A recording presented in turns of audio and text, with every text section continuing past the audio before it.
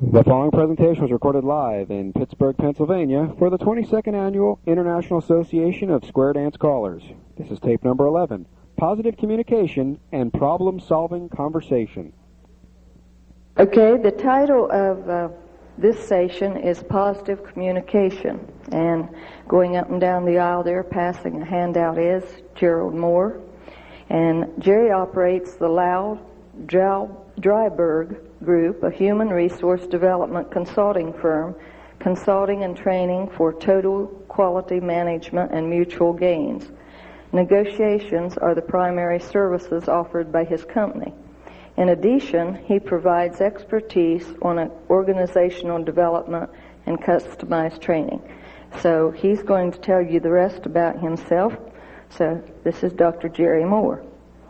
Thank you. Thank you, Karen.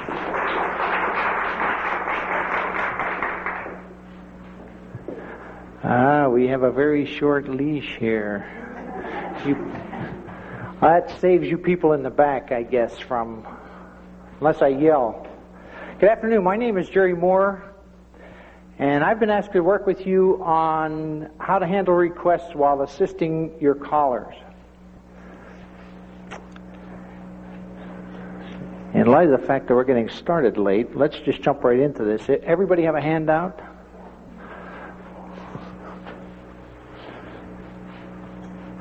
Would you pass those back, please? They're coming back.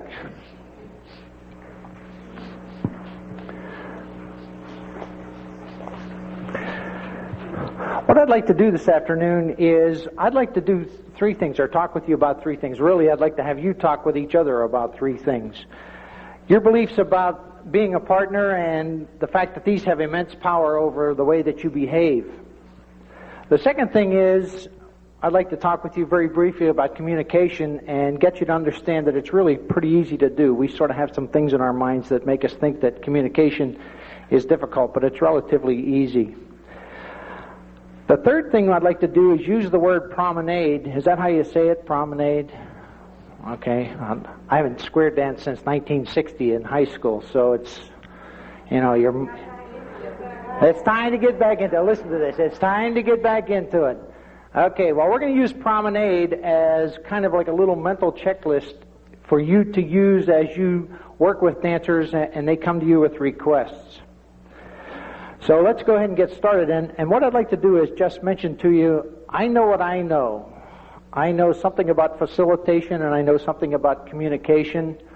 And you know what you know. You know something about communication and you know something about the problems you face as partners. So what I'm proposing we do, as best we can, is make this a very active session in the sense that I'll tell you what I know, you tell each other what you know, and we should all leave here around 3 o'clock knowing a lot more than we knew before we came in. Or at least confirmed what we knew, okay? So I don't look at this as, gee, you drove all the way to Pittsburgh because I know something secret that you need to know. I'll be happy to facilitate a conversation here, but let's talk about what are your beliefs, how do you communicate, and most importantly, how do you deal with requests that people make you, and deal with those in a way that you maintain your self-esteem and they maintain their self-esteem and you get the problem resolved. Is that fair as a jumping off point? All right, we have roughly, what do you think, Karen? 90 people? 80 people? 90 people. She's already counted. This is scary, isn't it? All right. The third sheet in your packet, you should have a little worksheet there on common problems. Everybody found that? What I'd like to have you do is I'd like to have you, by yourself, just sort of write down what's the biggest problem you face. We need a set of handouts over here.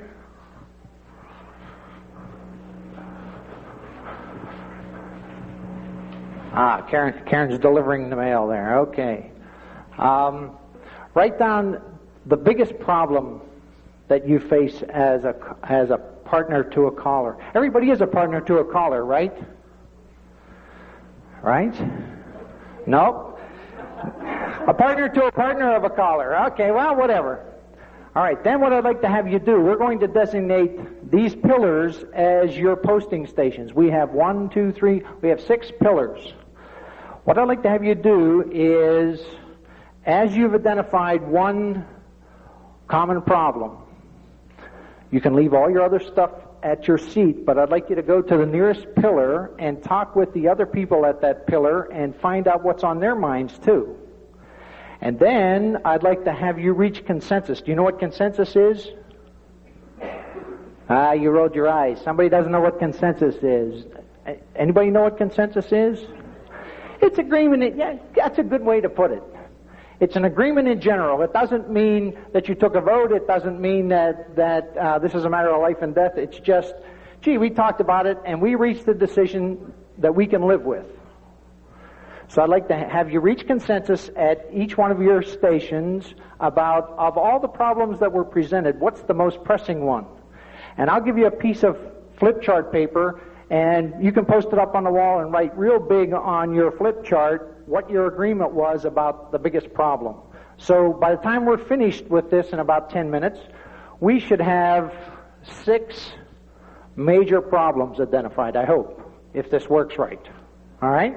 So you can get busy writing your own problem, then go to a pillar and talk with the people who show up at that pillar and reach agreement on what's the biggest problem from the group that you have at the pillar, and then I'll give you a sheet and you can post it. All right? Questions before we get started? Okay.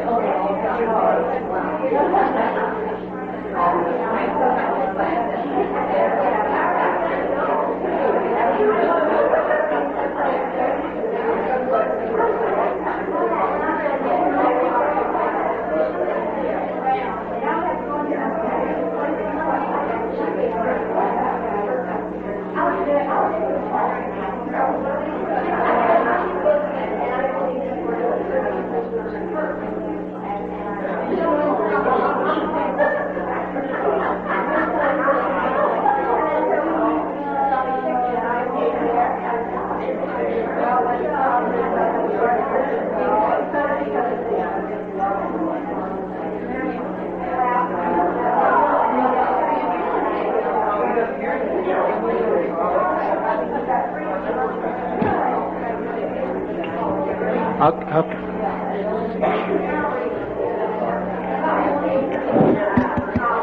Yes, maybe.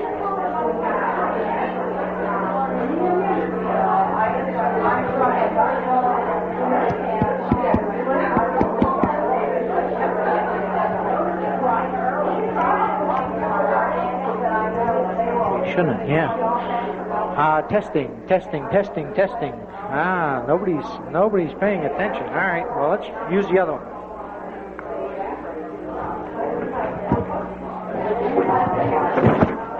Okay.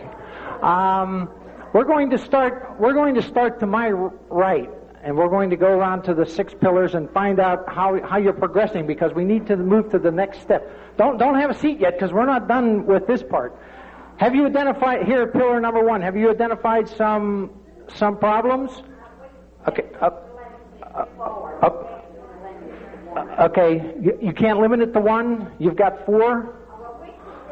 Okay. So you've got some. Pillar number 2. Do you have some problems identified? Pillar number 2. Not yet. Okay. In the back, pillar number 3. Do you have some problems? Okay. 4, you have some problems. 5, you've got all kind. Okay, 6. All right, now we're going to go backwards. We're going to start 6, 5, 4, 3, 2, 1. 6, what I need you to do is answer the second question on your worksheet, and that is, what are the reasons for the problem that you picked as being the most common? So if you have a most common problem, what are the reasons? Talk among yourselves about the reasons for it. Pillar number 5, if you have a common problem, what are the reasons for it? 4, you have a common problem? Discuss among yourselves, what are the reasons for that problem? Pillar number 3. Pillar number 3. Do you have a list? Do you have a list of problems back there? Do you have a list of problems that...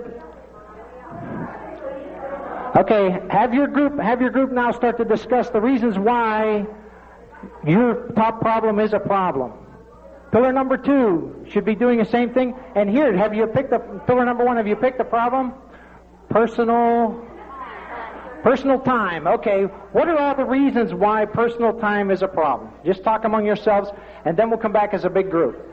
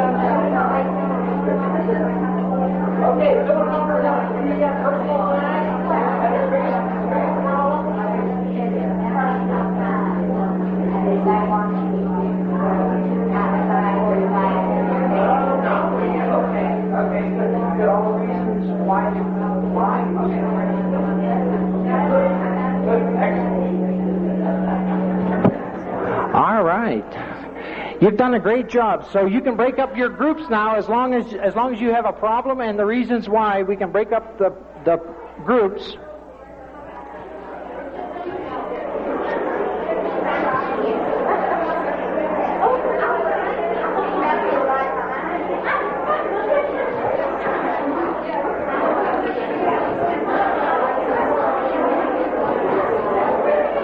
Okay, let's have each of the groups report, because what we're looking for here is to see if you have really 6 different problems or if we have some agreement among all of us collectively. The group up here identified personal time, right? Okay. In the middle, at pillar 2, what did that group identify? Being a go-between or being the liaison between the caller and the dancers or the club or whatever. Is that fair for number 2? In the back, it was, gee, they just assume we're going to jump in and fill in a square. If it's boy, girl, boy, girl, boy, girl. That makes 2. Okay. Is that fair for number 3? Number 4 was the go-between problem, same as number 2. What did you have here, number 5? Number 5 is, what is your problem? Oh, yeah, okay, yeah, you're here. Geez, nobody's dancing with you, jump in here. All right. Oh, okay.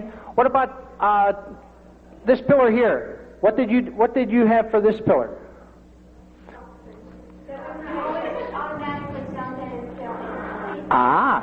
So we have at least 50% of you are saying, gee, the problem here is people assume I came to dance.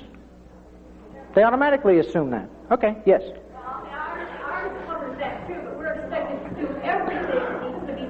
If we volunteer, but whatever. We fill in. Oh, okay. So this is bigger than just filling in a square. This is G.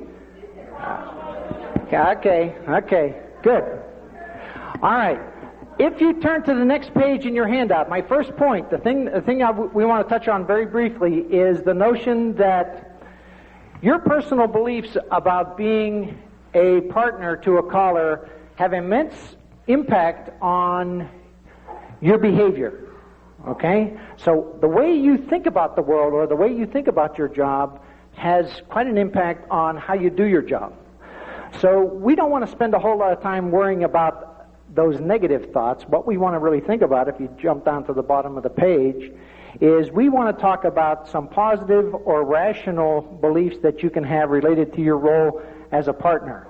For instance, let me give you as an outsider, I'll take a big risk here. As an outsider, somebody who's interested in total quality management, one of the fundamental principles of total quality management is customers are usually right even when they're wrong, and what you have to do is you have to establish what their valid requirements are. That is, what are their expectations, and which of those expectations can you reasonably meet, and which of those expectations are so extreme that you can't meet them. And then you have to have a real serious conversation about valid requirements. What are the valid requirements here? So if I was going to say to you a basic belief I would have coming in as a partner, I would think my job is to please the customer as long as their requests are valid. Big step? Not a big step? Okay, not okay? Not okay? So we're not... Yes?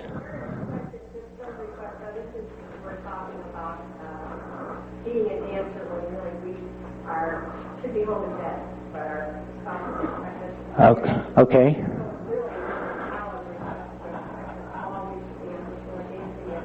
Some lady is too tired to dance. Okay. We have to fill in whether either dance part or woman's part, even though we're not. Okay. All right. Now, if I can pursue my metaphor here a little bit about total quality management, if you were representatives of the industry called square dancing, is that a valid requirement for your customers to say to some employee of this industry, you always have to do what somebody else asks you to do, even if you're not able to do it or unwilling to do it, or their requirement is, or their request is way out of line?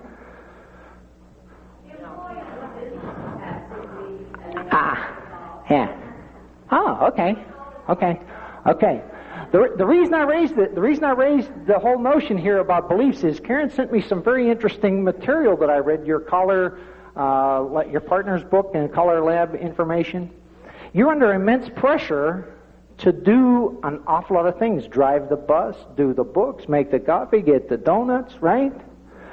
So, my point with bringing up the whole notion of beliefs is you've got to learn to control what you can control. And one of the things you can control is the thoughts that go through your mind about, do I enjoy what I'm doing, or is this really driving me nuts? Okay? And if it's really driving you nuts, you got to figure out what are those beliefs that are floating around in there, like, gee, I'm doing this for him or her, but where am I? Okay? You've got to come to terms with some of that stuff, because it's going to come out when you deal with your customers, obviously. Okay? Now, I'm hoping I don't precipitate, Karen, 250 spousal disagreements. My only point is that you're acting on those beliefs whether you're aware of it or not. All I'm suggesting that you need to do is get that awareness up to a conscious level so you can say, here's what I truly believe, and if this is what I believe, then this is how I'm going to behave. Because you're going to do it anyway. You're going to give yourself away. Your attitude or your beliefs will give you away. Okay. With that brief little sermon, what are some other positive beliefs that we can have, though, as partners for callers? There's got to be some in here. No? Yes? Well, you're supporting your husband. Okay. It's very rational to say he needs some help here. I'm happy to do that. All right? How far does that go, Karen?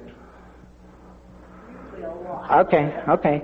So maybe part of this is to be rational, is to say to your caller, your husband, spouse, whatever, and say, we've got to get the rules straight here, because you're paying a heavy price, I'm paying a heavy price.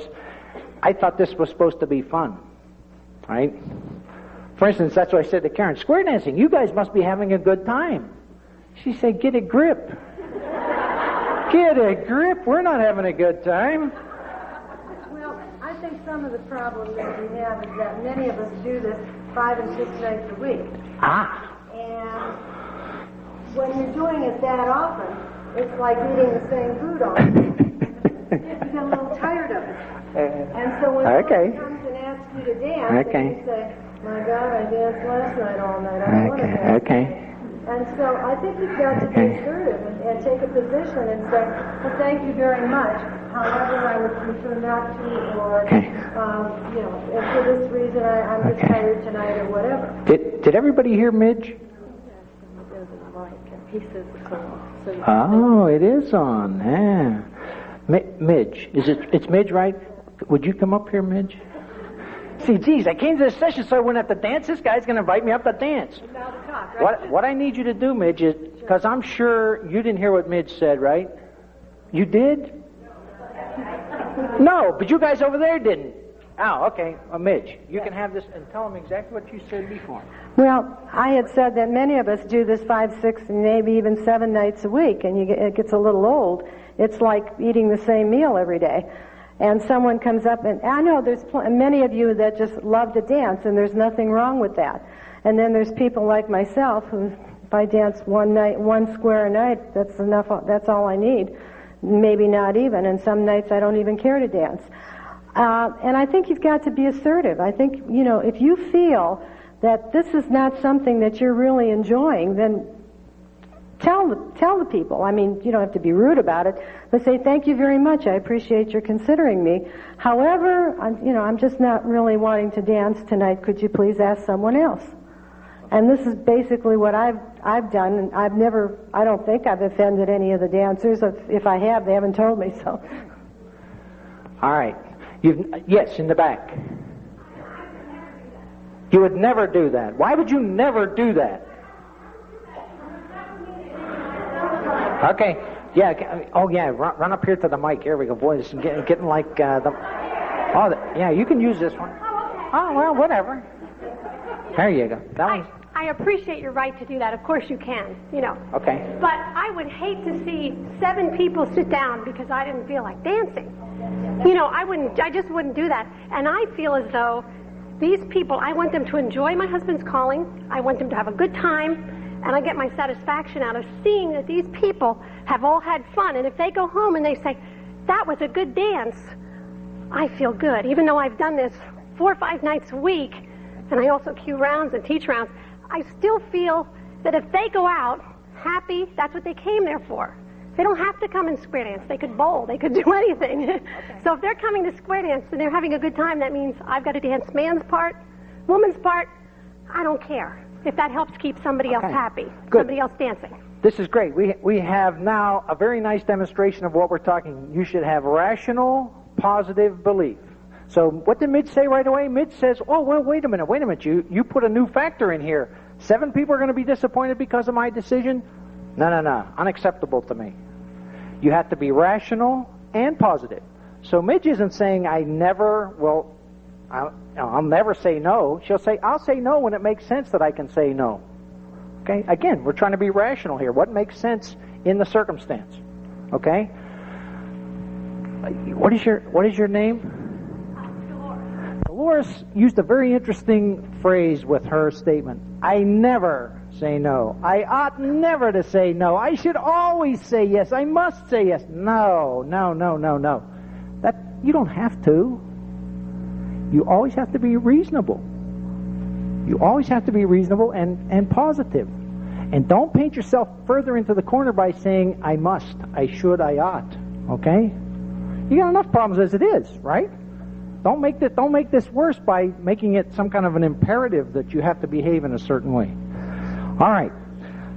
That's point number 1. Let's look at point number 2, which deals with communication. And I didn't plant Midge up here, but she said something that we need to address very quickly. If you look at point number 2 under effective communication, there are 2 preconditions that I've listed there. One is empathy, which we'll come back to. The other one is being assertive. What Midge said is you have to be assertive. Now, real quick test here for you. How can you tell if you are an assertive person? If you knock them down while you're talking to them, you have flunked the test. Yes. Okay? If I say to Judy, that is one of the most elegant necklaces I've ever seen. I really like that necklace. And Judy says, oh, this old ugly thing, I got this in a Cracker Jack box when I was 14 years old, and I've just never had the heart to get rid of it. Is Judy assertive? No. So one of the quick indexes for you is how well do you take compliments? If you have a hard time somebody telling you that you're a good partner, that you're a good dancer, that you're attractive, whatever it is, if you have trouble with that, there's an indication right there that you're having difficulty being assertive and standing up for yourself. Second quick test is how many questions you'll ask your doctor. Oh boy, yeah, you had to bring doctor into this, didn't you? Yeah. How easy is it for you to ask questions of an authority figure? That's another very quick test of how assertive you are. Now, the other side of this is there are a lot of people out there who try to manipulate us.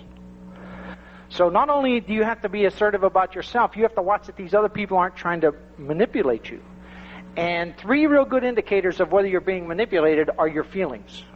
So you can go with feelings of what I call the FIG response, F-I-G, FIG response. If you're feeling fear, if you're feeling ignorant, or you're feeling guilty, that person is probably trying to manipulate you. And you have to stand up for yourself. Okay. What's the definition then of assertive?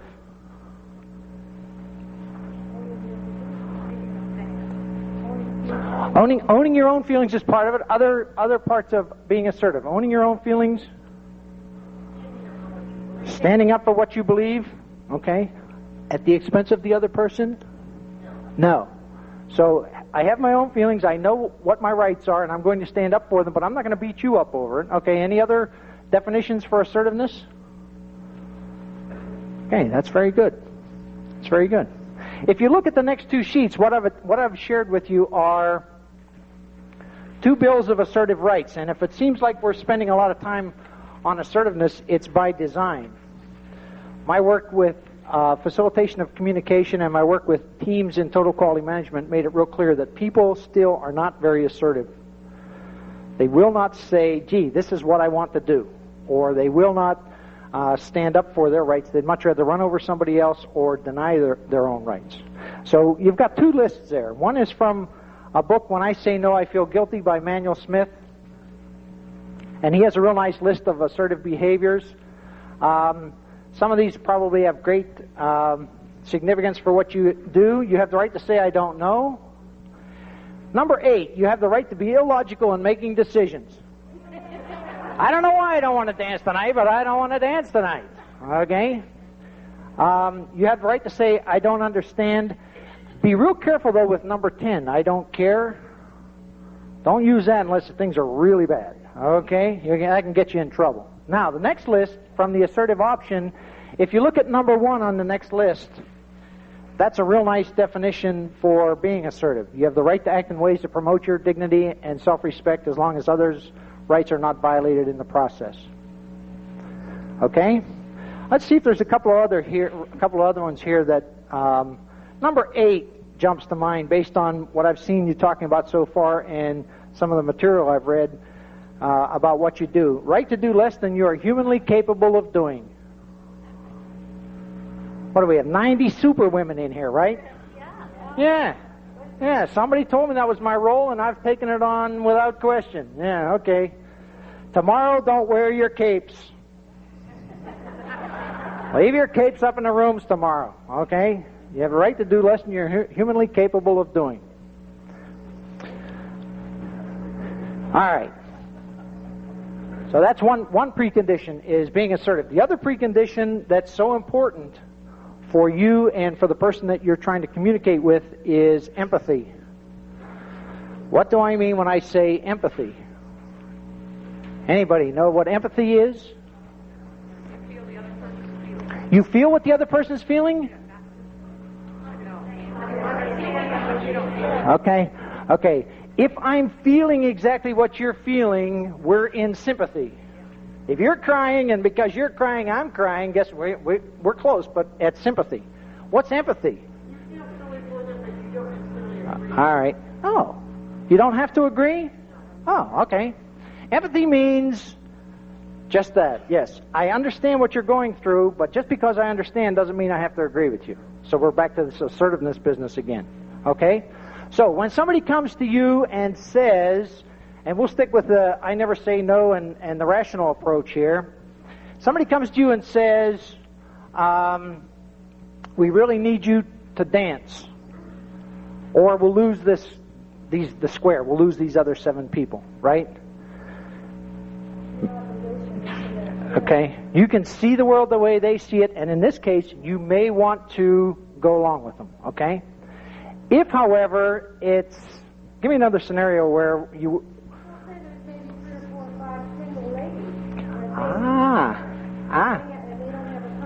Okay. I prefer not to. However, there are 3 or 4 ladies here that have become dance, and I'm not having the opportunity to do so. Basically, that's what I'm doing. Okay. Good. Yes. And this is another situation. You're teaching a class. You've got the mind. Oh, I'm sorry. Yeah. You're teaching a class, and you have a class couple sitting out, and somebody comes and asks you to dance, and you head out on the floor, and you say, "Oh, there's a class couple that's sitting out. I should not be dancing when the class couple is sitting out. I already know how to do this stuff." Okay. You're not calling the session. You're just there, but you have another couple sitting out. Okay. Class couple should be Students are sitting out. Okay. Just one other observation on assertiveness, and then let's talk a little bit about listening and how do you express yourself.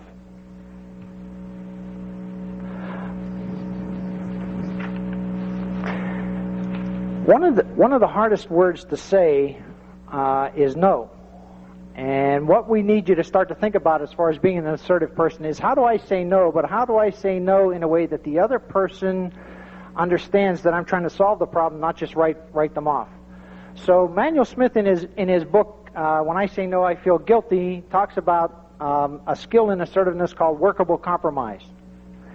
And the notion here is when somebody makes a request and you prefer not to do what they're asking because you have a legitimate, you have some legitimate other thing that you need to do, it's okay then for you to say, no, I'd prefer not to do that, but then you ought to try to figure out some way to still get the problem solved, okay? And this would be a good example that you brought up. You've got people sitting out who are students. I'm sorry, I'd prefer not to dance right now, especially because it seems that it would be more helpful for these people who have paid to come to the class or whatever to be involved. Why don't you involve them? Yeah, okay? So the more that you can get away from flat nose and just deal in terms of your own preference and then suggest a workable compromise, the more helpful it is as far as you being assertive. Okay, what about making a response then? What I'm going to suggest that you need to do, and we're going to break this into two pieces. One is you have to be an active listener, and the second piece is you have to learn how to express yourself. So the sheet right before the assertiveness is the outline I'm following. The sheet right before the two assertive lists, you'll see on there it says listen, and there's a topic and a list of feelings and body language and then examples from the warm-up. Let's talk a little bit about listening.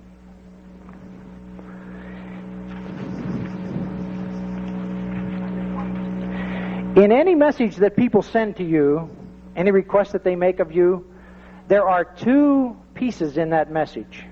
There's the topic, the subject, the thing that they want to talk with you about. The second piece is their feeling about that subject. Of those two pieces, which one do you think is more important? Their feelings. Yes. So it's very important for you to listen not only to what is the subject that they're asking me about, but how do they feel. And I've listed there mad, sad, glad, scared, strong, and weak. There's a whole range of human emotions, but if you remember that nice little shorthand, mad, sad, glad, scared, strong, and weak, you've got them pretty much covered. They aren't necessarily in the order of importance either. So it's very important for you to reflect back. If you're going to be an empathic listener, it's very important for you to reflect back to them what you've heard them say as far as feeling and also what the topic is. Okay? Now, let's see if we can figure out... let's talk a little bit about body language first, and then we'll see if we have examples from your warm-up that we can use for this. Body language.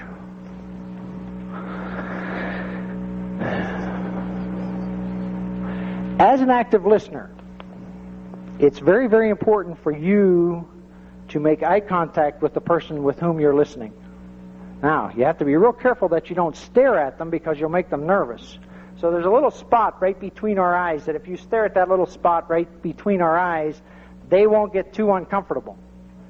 But I would not suggest that you stare at that little spot between their eyes for any great period of time because they will get nervous. So you sort of make eye contact with Peggy, and then you glance away, and then you come back. Now, you don't want to do the eyeball rolling around. She'll think you're on something that she should be on, and she'll ask you for some of that. So make eye contact, look away, and then come back. Very important. How friendly are square dancers? So I can get real close to you, Ann, when we're having our request, and you're not going to get nervous? Okay. Okay, I can lean into the conversation, too? You're not going to get nervous? Okay. Anything else that, from a body language point of view, is going to say to this other person, I am listening to you? Anything else? Oh my, we even get into... Whoa. Now this is an interesting group. Whoa, this is an interesting group. Sneaky rocks, what? What's a sneaky rocks? Do I even want to know what a sneaky rocks is? Huh? How can you have good eye contact when you're hugging them from the back? That doesn't make any difference. So if you've granted their request and they're turning away, you can give them a sneaky rocks. Oh, you guys, I'll tell you, you got it covered all the way around. All right. Okay, so touching is permissible. Excellent. Yeah. I read the book. I know what Karen, it's all in the book. I read the book. Yes, you're right. To a point, as long as it's public touching, right? Yeah, okay. So you want to make sure you have good eye contact without scaring them to death because you've locked onto them. You want to lean into the conversation, and touching is okay. Great. That's what you need. Yes?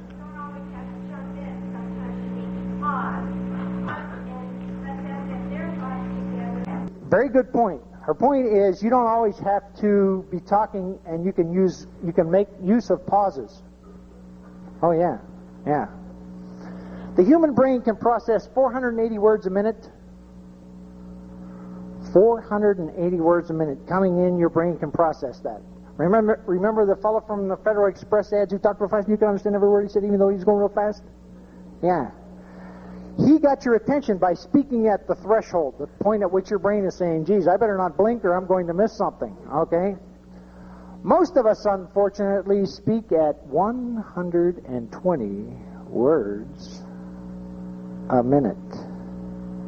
So what do we do with the downtime? Who stitched the dress that person's wearing?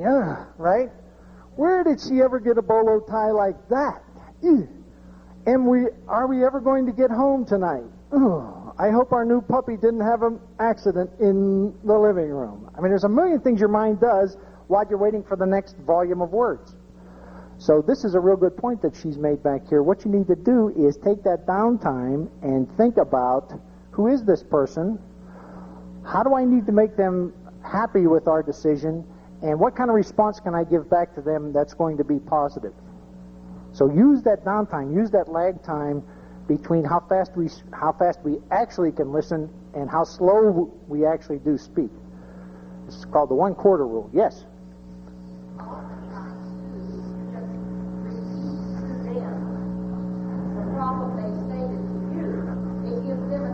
Yes. Okay. Yeah. Yeah. Ah, yeah. Ooh, I love it. This is a smart crew. You guys have been down this road a couple of times. Paraphrasing. Real fancy word for what you just said. Paraphrasing. There's no need for you necessarily to make up your own response. If they say to you, da-da-da-da-da, all you say is, I heard you say da-da-da-da-da. Hey. They'll be amazed that you heard them, right? Because most of us don't listen to each other.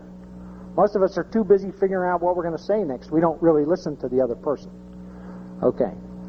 Active listening. Very, very important. Make eye contact, lean into the conversation, touch them if you got to, and then say back to them what you've heard. Either verbatim, paraphrasing, or you feel blank about blank. They'll be amazed that you heard them. Okay? That's active listening. All right. Do we have an example from any of the pillars about problems where people make requests and we can use it for, or do you have particular problems that you face in dealing with requests that we could use as an example of active listening?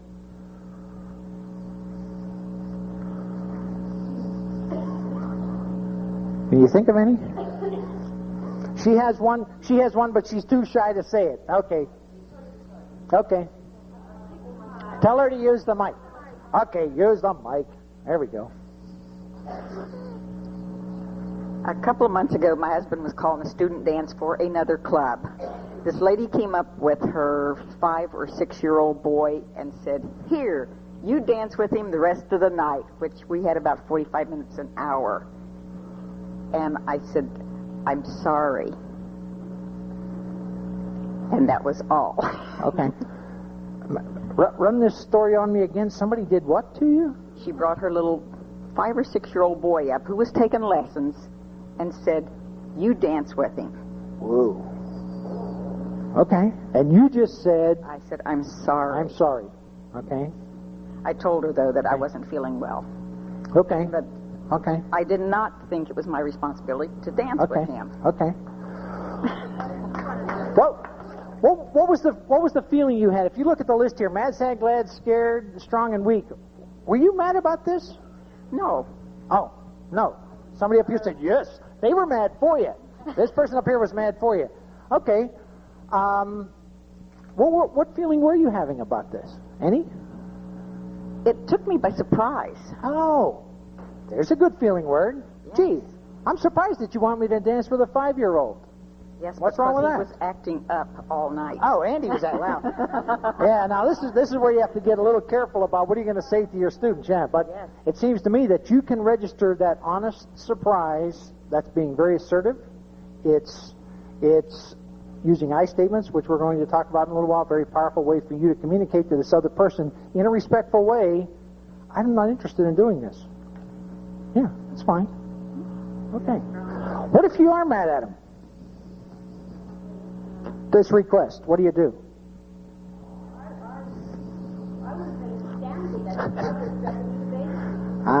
Astounded even. Okay. So what do you say to them? Because you don't want to get them mad at you, do you? Truthfully, you don't care. Yeah. At this point, I don't care. Yeah. Okay. So much for this seminar.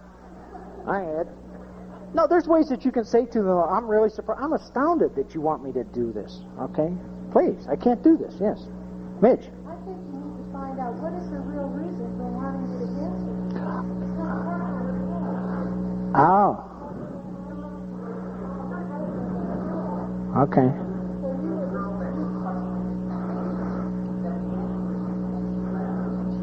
Okay. You're right. You people are asked to jump into every breach there is, right? Yes. Okay. All right. Well, let's talk then about the next step, which is how do you express yourself? And I already mentioned about iMessages. Now, why are iMessages so powerful? We aren't quite sure why. We think that the reason is because you're not putting the other person on the defensive. Usually when people start off a statement with you, if I say to Doris, you, what are you expecting is coming after the you, Doris? I want, this is not going to be good news. He's already singled me out, he's using the you word, and he wants something, right?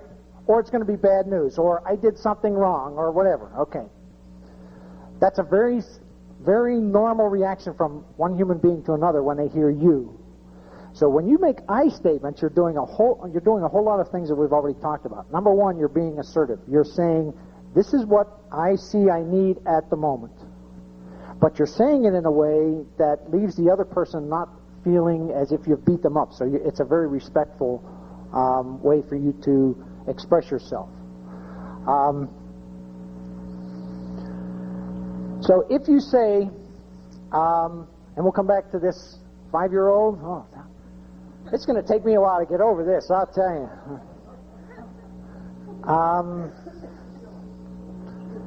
Say what? She's still not over it. How many years ago was this? Oh, 2 months, huh? Well, there is healing in there then. Okay. Okay. Let's do sort of a mixture between astounded, surprised, irritated, whatever. I'm shocked about you asking me to dance with a 5-year-old because it's very inappropriate. It doesn't meet the standards that we've tried to set for good teaching or whatever in square dances. That's a nice statement. Now, that doesn't guarantee they don't get mad at you. They still may not like your answer, but you're being very, very assertive, very positive about where you're coming from. Okay?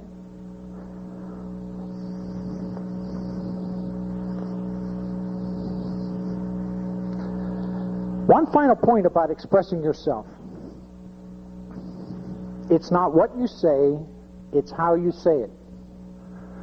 So I'm assuming you can give people some pretty bad news. In fact, I'm sure that you have in the course of your working with people. You've given them some pretty bad news. But it's how you say it. So if you say it with a warm expression on your face, and you say it in a way that is respectful towards them, they will probably accept the bad news. It's when your body tells you you're offended. You know, your body, you're so mad, your teeth are grinding. Now they know, gee, it's not what you have to say to people, it's how you say it that makes the big difference. Okay, questions about communication, Being assertive, being empathic. Okay, now we're going to come back to your lists. So we have 20 minutes to get some things wrapped up here. Let's look at point number 3. What I did was I took the word promenade, and this is, let's see, 2 sheets back from the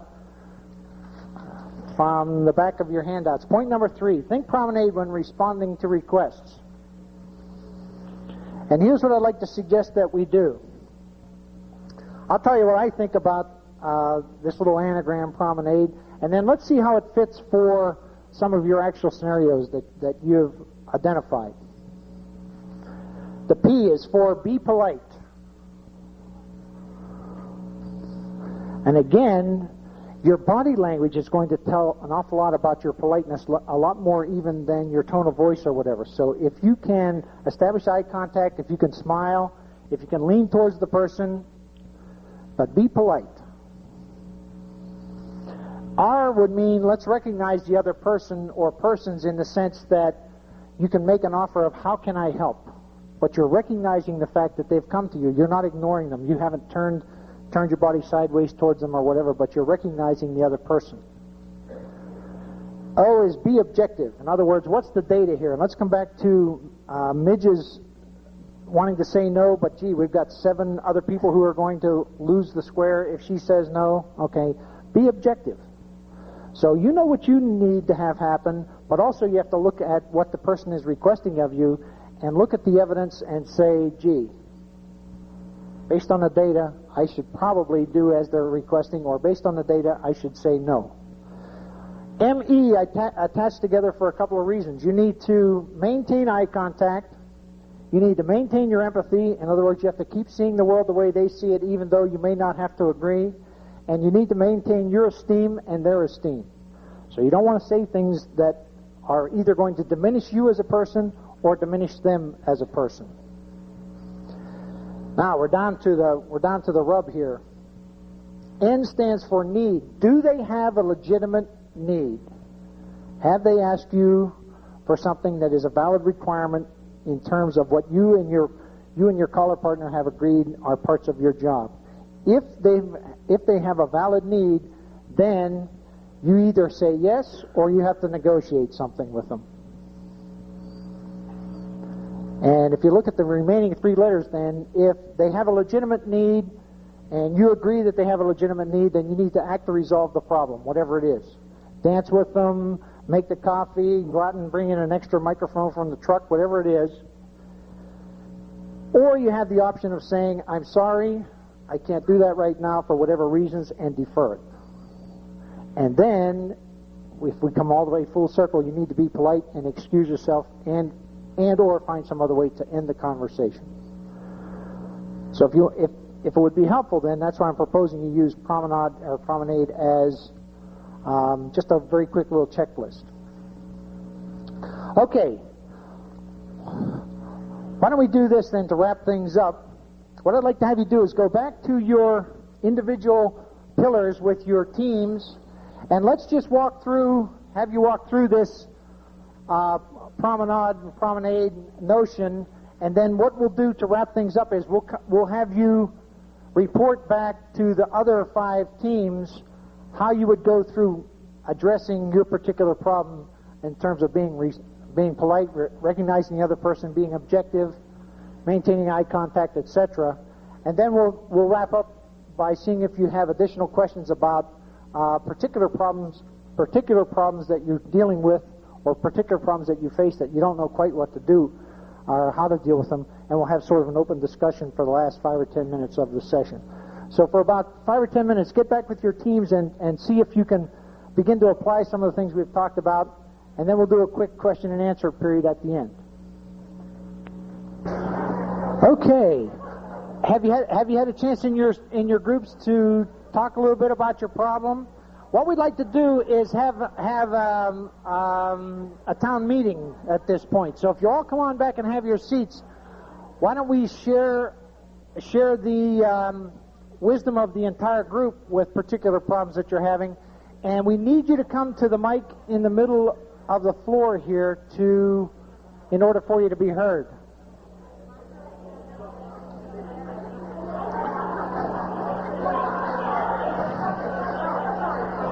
Okay.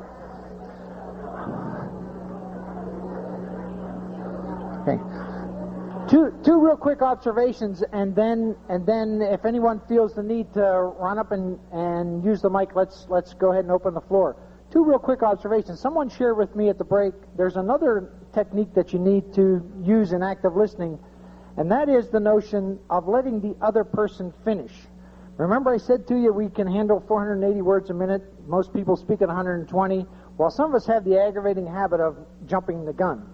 And the person isn't even done with their story yet, and we're either finishing their sentences or telling them, that's not really the problem, and we've cut them off. So if you want to be a real empathic, active listener, you have to let the person run their story to its conclusion. Now, if this is the fourth time they've run the story to the conclusion, then you have to say, I think we've heard this before. How about if we do X? So there's some delicate ways you can bring closure, but try not to jump right in there as if you know what it is they're going to say. Interrupting other people is probably one of the major reasons for homicide in this country. So be real careful with that. The other issue, very quickly, and then we have somebody in the back. The other issue is, how do you say no?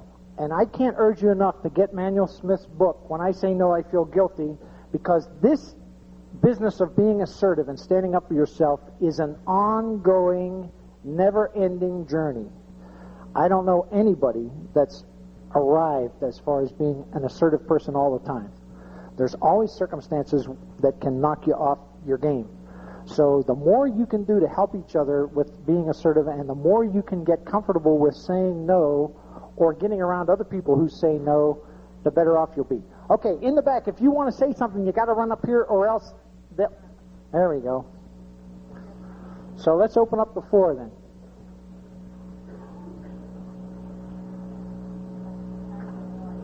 What do you do if you can't deal with that situation or any situation?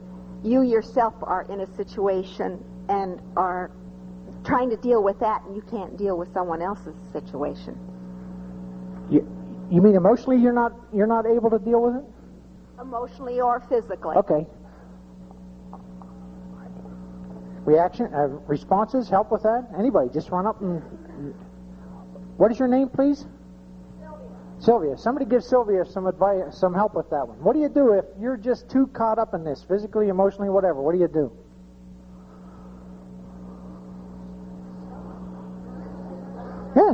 Yeah, go ahead up. Go say it. Oh, you can do it. Yeah, go say it.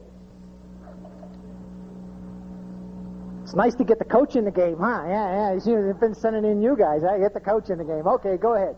I just think I'd have to respond to the person that, while I would like to help you, I appreciate the problems you're having and what you're doing, but I truly do not have the time to help you out. And just explain to them that with time constraints, with your job, with your home, with your partner, your husband, I just do not have the time.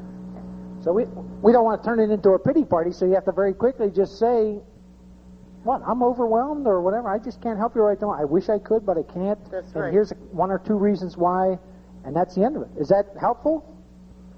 That's difficult, right? I Not quite. Okay. I think, too, that people will select people that do a good job. In other words, if you do a very good job at this, more than likely they're going to ask you to do something else, because the busier you are, you'll always find time to do that. So ask Marilyn or ask Frankie. They'll have time. Okay. Other help for Sylvia on that one? That's a very difficult situation. I think you just have to be honest with people and see what happens. Yes. I feel, too, that we should take time for ourselves. Once in a while, we need to take a night off to do something we really want to do, and then we can come back and be a better partner. I don't miss very many nights when my husband's calling, but I do miss occasionally. Is that a good piece of advice there? Sounds good to me. Yeah. Hey, yes, listen, hey, yes. Okay.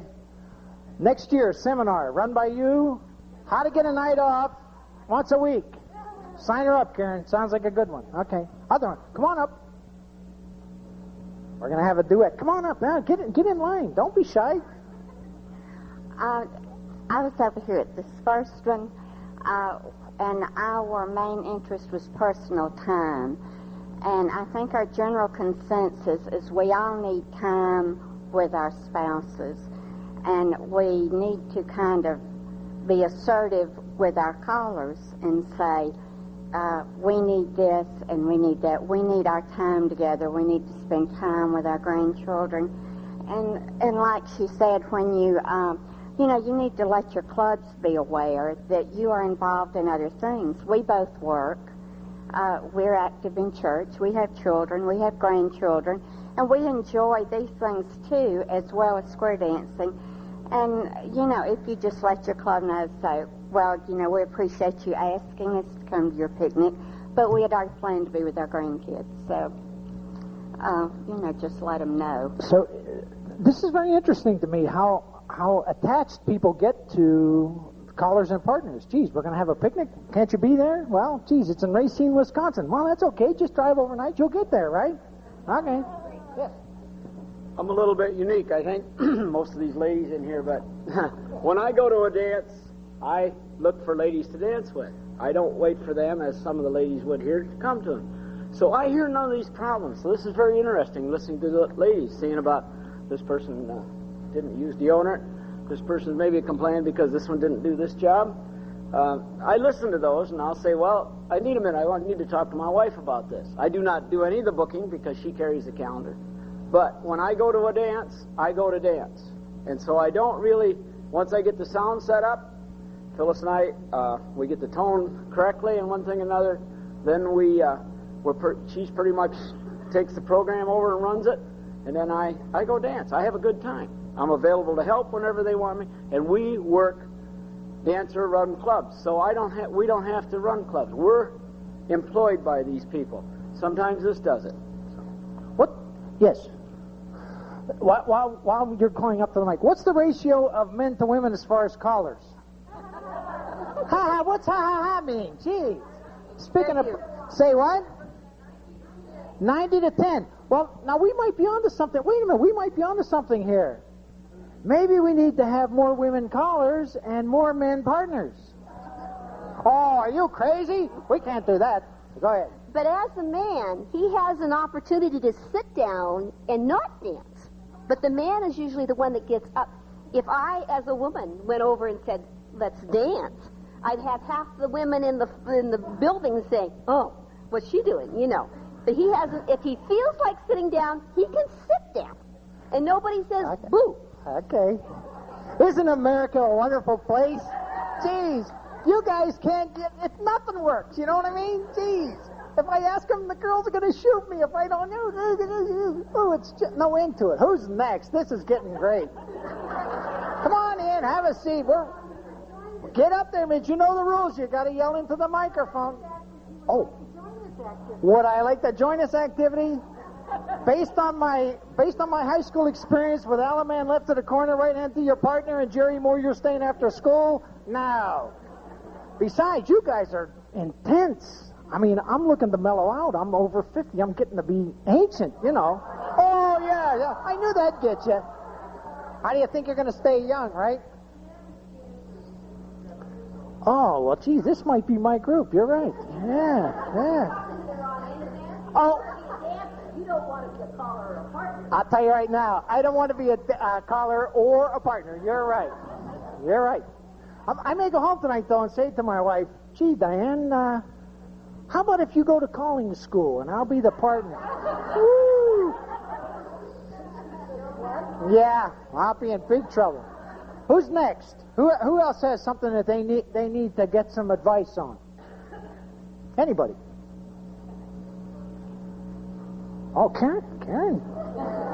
Karen's got something she needs some help with. One of the things that a lot of them are saying on the sides and not getting up here and saying is, you're expected to do this, and I guess we feel that we're expected to do this. Our partner feels that we're expected to do this. But when you tell someone no, it affects your husband's being rebooked back to there also. Was what I was talking to you about there at the break, you know. So it's like we're walking on a very fine line. And then, too, I dance all the time, like some of these ladies say they do, but, and I think I told you in my note, I wish just once, and sometimes they do, but 99% of the time it's my wife's leg hurts, it's my wife has been ill, it's not, Karen, will you dance with me? It's like it's another obligation, you know. Their wife can't do it, so that's what will you dance with me? Not, I'd really like to dance with you. I'd like just want someone to come up and say, boy, I'd really like to dance with you. Let's dance. That would make a difference instead of, my wife just can't make this tip. She's worked all day, and it's like, what did I do? You know? Okay. Very, very good. Yeah, what was I doing all day? Do you teach etiquette in your classes? You do? The proper way to ask someone to dance? Yeah, because this is very unassertive behavior that these people are expressing towards you, Karen. Yeah, instead of, you know, I'd really like to dance with you, or gee, you seem like a great partner, or whatever. Like it's like, oh, yeah, they're whiners. Yeah. Other ones. Anybody else? Ah, excellent. We have a collar run club. Our situation, the same as over here, is dancing. I work full time. When we first started the club, my pressures in work weren't that bad. As the pressures came more in my daytime job, my husband took the liberty at the beginning of the dance season and every once in a while through the season, reminding the dancers that I do work full time. I do like to dance, but could you give my wife the respect and the courtesy to phone her at home and ask her if she would like to dance with you, so she's prepared to come and dance. And respect her enough that if she's not feeling up to it and she says, I'd like to, but not tonight, I'm not feeling up to it, or I've had a bad day, or I just got home from work. And the dancers have really respected that. They accept that, and I do get the phone calls. Nobody shows up at the club if they haven't first phoned me and asked and expect me to dance with them. Dance the whole evening. Every once in a while I do still fill in for the odd person, but a lot of times, because they know that I do have a lot of pressure in my daytime job, they don't ask me. We do a lot on the computer card. We'll take tips off, and at that time, if their wife isn't feeling, or the husband is got a heart condition, or whatever the problem is, they take that time to sit out. If they run into a problem, I'll fill in a square in the middle of a tip. Like, I'm always available, I watch. But yeah, but for a whole night, if there's a situation where you're feeling like you have to dance the whole night because they've shown up and put you in that position, they don't put us in that position anymore. And that seems to work. That seems to work pretty well. It works really well. Yeah. Oh, great. You've put them. The pressures come off me, and you put them in a situation. Respect and give my wife the courtesy. I don't say it to them. She does it for me. Okay. And they respect that. Okay. Anybody else trying that? That seems like a very interesting approach. These are the rules. These are the boundaries. This is what we can do, and this is what we can't do. That's where we started with this whole notion of what's a valid requirement. A valid requirement is respect my wife. Here's the phone number. Gee, this is amazing. Yeah. Make those arrangements ahead of time. Anybody else? Don't be shy. Any other ones? Okay, well, thank you very much. This has been a real treat. Appreciate your time.